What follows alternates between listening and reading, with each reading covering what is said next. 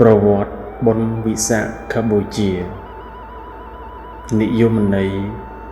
បុណ្យវិសាខបូជាមកពីពាក្យថាបុណ្យគុណជាតិជាគ្រឿងជំរះសន្តានចិត្តអំពើល្អនិងវិសាឬពិសាឈ្មោះខែទី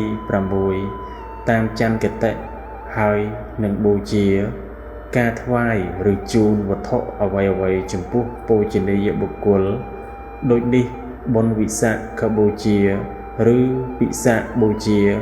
ឈ្មោះពិធីបុណ្យឬការធ្វើសក្ការៈបូជាក្នុងថ្ងៃពេញបរមីខែពិសាហេតុនាំឲ្យមានវិសាខបូជាវិសាខបូជាអាចរាប់ថាជាបុណ្យដ៏ធំមួយក្នុងចំណោមពិធីបុណ្យធំជាច្រើនក្នុងព្រះពុទ្ធសាសនាពិសេសព្រះពុទ្ធសាសនាថេរវាទនិងជាអភិលក្ខតសម័យ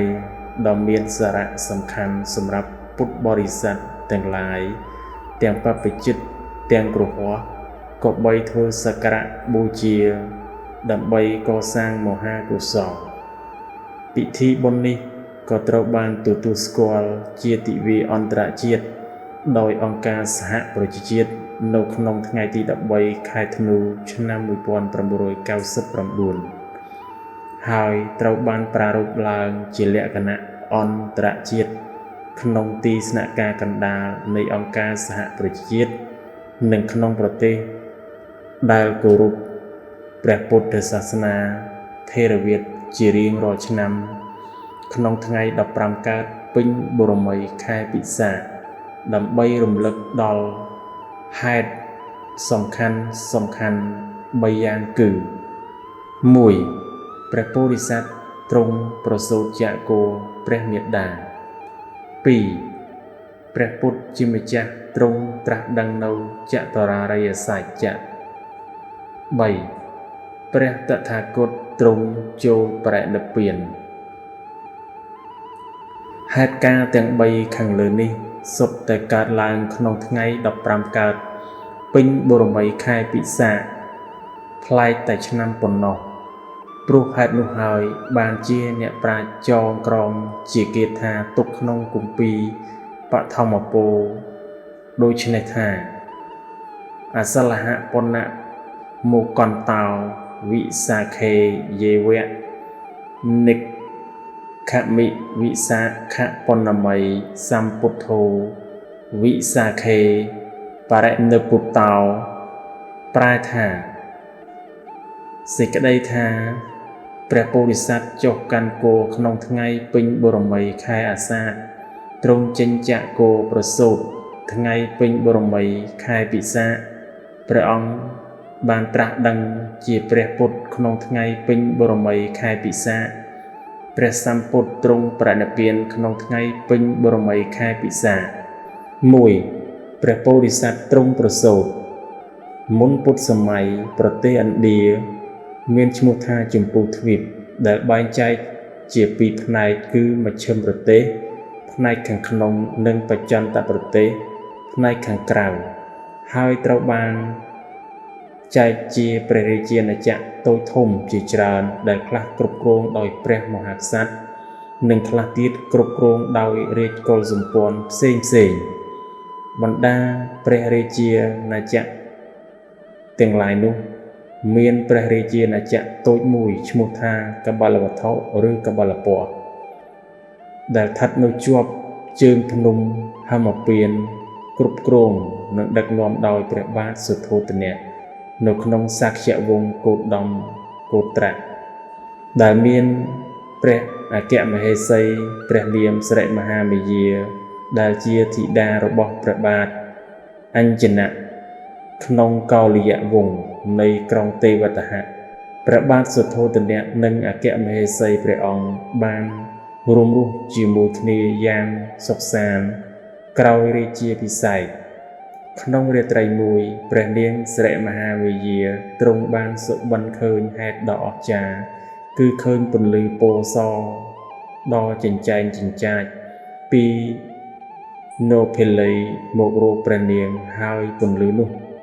មានដំរីសម្បូរសក្បុសមានភ្លុក6បានធ្វើដំណើរមកកាន់តែជិតព្រះនាងរួចក៏រលាយចូលក្នុងឧទររបស់ព្រះនាងព្រះនាងក៏ភ្ញាក់អំពីក្រឡាបន្ទំដោយព្រះទ័យត្រេកអរយ៉ាងក្រៃលែងបន្ទាប់ពីសុបិននិមិត្តនោះមកព្រះនាងក៏ទ្រង់មានគោលុះគ្រប់10ខែហើយព្រះនាងសិរិមហាមាយាទេវីបានសូមព្រះរាជានុញ្ញាតអំពីព្រះស្វាមីដើម្បីទៅប្រសូតបុត្រនៅក្នុងក្រុងទេវតហៈដែលគ្រប់គ្រងដោយព្រះបាទអញ្ញនៈជាបិតារបស់ព្រះនាងតាមប្រពៃណីឥណ្ឌាបុរាណហើយព្រះបាទសុទ្ធោទនៈក៏ទ្រង់រាជានុញ្ញាតពេលដែលព្រះនាងនិងបរិវាររបស់ព្រះនាងព្រមទាំងនាម៉ឺនសពមុខមន្ត្រីដែលអមដំណើរបានធ្វើដំណើរដល់ឧសៀនលំពិនី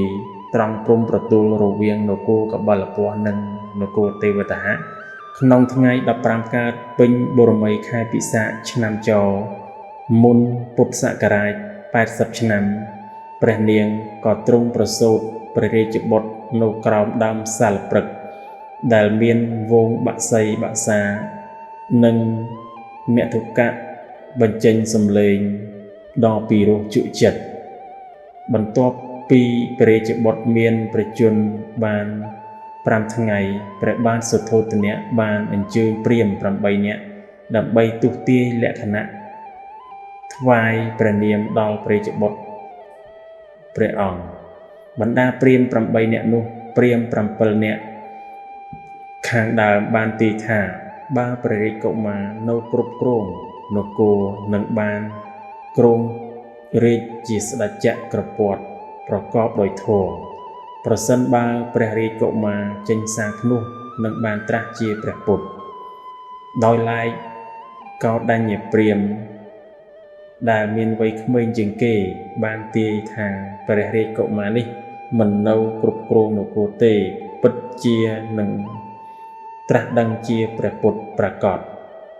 ព្រាហ្មណ៍ទាំងអស់បានសម្រេចថ្វាយព្រះនាមដល់ព្រះរាជបុត្រថាសិទ្ធត្ថៈ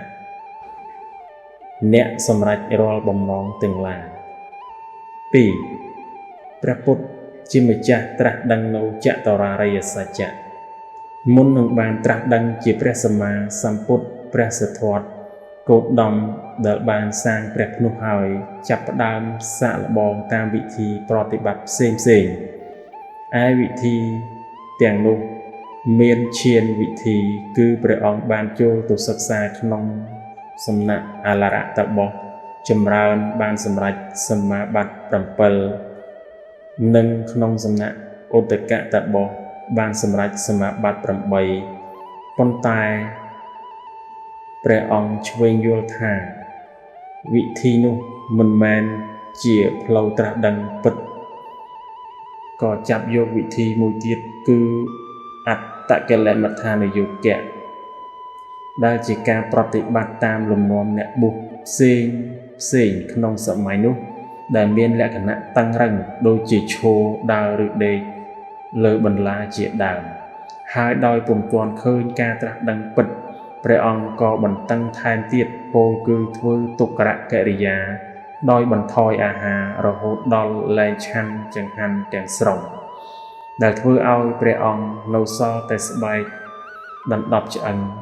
តែនៅមិនបានត្រាស់ចុងក្រោយតាមរយៈការពិសោធន៍កន្លងមកព្រះអង្គទ្រង់យល់ច្បាស់នៅបដិបទាដែលនាំឲ្យត្រាស់ដឹងពិតគឺមជ្ឈិមាបដិបទាគឺសេចក្តីប្រតិបត្តិយ៉ាងកណ្ដាលពោលគឺអដ្ឋង្គិកមៈបន្ទាប់អំពីនោះមកនៅវេលាព្រឹកមួយព្រះអង្គបានទទួលមធុបាយៈពីនាងសុជាតាហើយក៏បានឆាន់ចង្ហាន់នោះរួចហើយព្រះអង្គក៏យាងទៅកាន់ដើមពោធិព្រឹក្សដែលព្រះអង្គបានកំណត់ទុកតាំងពីមុនថាជាកន្លែងសំគួរដល់ការចម្រើនកម្មដ្ឋានក្នុងដំណើរទៅកាន់ដើមពោធិព្រឹក្សនោះព្រះអង្គបានជួបសោថយព្រាហ្មណ៍ ជាអ្នកច្រូតស្មៅស្គៀព្រាហ្មណ៍នោះក៏បានថ្វាយស្មៅស្គៀមួយបាច់ដល់ព្រះអង្គដើម្បីក្រាលធ្វើជាបល្ល័ង្កបន្ទាប់ពីព្រះអង្គបានក្រាលស្មៅស្គៀនោះជាបល្ល័ង្កក្រោមដើមពោធិព្រឹក្សរួចហើយព្រះអង្គបានគង់លើបល្ល័ង្កនោះបែរព្រះភ័ក្ត្រទៅទិសខាងកើតហើយចម្រើនសមាធិកម្មដ្ឋានដោយអធិដ្ឋានថាអាត្មាអញនឹងមិនក្រោកចេញពីបល្ល័ង្កនេះជាដាច់ខាតលុះត្រាតែអាត្មាអញបានសម្រេចយ៉ាងពិតប្រាកដដល់គោលដៅគឺមោក្ខៈដែលជាការរួចចាកទុក្ខក្នុងវាលវដ្តសង្សារនៃការកើតចាស់ឈឺស្លាប់សម្រាប់ខ្លួនផ្ទាល់ផងនិងសម្រាប់មនុស្សសត្វទាំងឡាយផងបន្ទាប់មកព្រះអង្គក៏ទ្រង់ស្រាវជ្រាវរាវរកតទៅទៀតលុះបឋមយាមចូលមកដល់ព្រះអង្គទ្រង់មានព្រះទ័យបរិសុទ្ធស្អាតស្ងប់ចាកអារម្មណ៍ទាំងឡាយទាំងពួងបញ្ញាញាណក៏កើតឡើងដល់ព្រះអង្គទ្រង់បានរលឹកឃើញនៅអតីតកាលទាំងអស់របស់ព្រះអង្គនិងសពសត្វទាំងឡាយពេលនោះឯងព្រះអង្គទ្រង់បានសម្រេចវិជ្ជាមួយគឺពុព្ពេនិវាសានុសតិញាណនៅក្នុងមជ្ឈិមយាមព្រះអង្គទ្រង់បានសម្រេចវិជ្ជាមួយទៀតគឺចតុបបាតិញាណដោយទិព្វចក្ខុព្រះអង្គអាចជ្រាបច្បាស់នៅសត្វចតិនឹងកើតក្នុងទីថោកទាបឬខ្ពង់ខ្ពស់ល្អអាក្រក់ទៅតាមយថាកម្មលុះដល់បច្ឆិមយាមព្រះអង្គបានញ៉ាំងញៀនឲ្យធ្លាក់ចុះកាន់បដិច្ចសមុខបាទហើយក៏ទ្រង់បានសម្រេចវិជ្ជាទី3គឺអាសវខយញាណគឺការអស់ទៅនៃកិលេសទាំងឡាយទាំងពួងដូចនេះនៅក្នុងបច្ឆិមយាមគឺពេលជិតភ្លឺនៃរាត្រីថ្ងៃ15កើតពេញបូរមីខែវិសាខឆ្នាំរកាក្នុងព្រះជន្មនាយុ35ប្រវស្សាព្រះអង្គបានត្រាស់ដឹងជាព្រះពុទ្ធគឺឃើញច្បាស់នៅចតុរារិយសច្ចៈបានដល់ទុក្ខសច្ចៈទុក្ខសមុទយសច្ចៈទុក្ខនិរោធសច្ចៈនិងទុក្ខនិរោធគិមនីបដិបទា3ព្រះសម្មាសម្ពុទ្ធទ្រង់ចូលបរិនិព្វានក្រោយពេលដែលព្រះអង្គបានត្រាស់ដឹងអស់រយៈពេល45ព្រះវស្សាកន្លងមកព្រះពុទ្ធសាសនាគឺពាក្យព្រានប្រដៅរបស់ព្រះដ៏មានពភាកក៏រីកសុខសាយយ៉ាងឆាប់រហ័សក្នុងសកលជម្ពូទ្វីបនៅគ្រប់ទីកន្លែងឮសូរតែសំឡេងព្រះធម៌និងការសរសើរគុណព្រះរតនត្រ័យគឺព្រះពុទ្ធព្រះធម៌